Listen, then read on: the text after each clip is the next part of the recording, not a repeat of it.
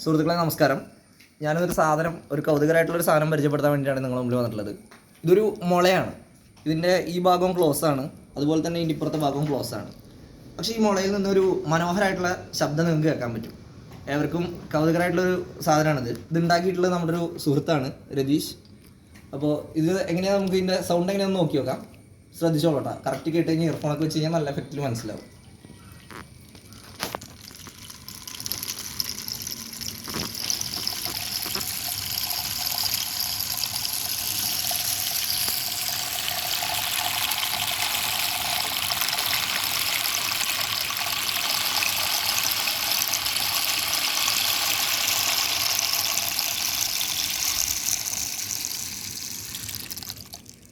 നിങ്ങളെല്ലാവരും വിചാരിക്കും ഇതിൻ്റെ ഉള്ളിൽ വെള്ളമാണെന്ന്. പക്ഷേ ഇതിൻ്റെ ഉള്ളിൽ വെള്ളമല്ല.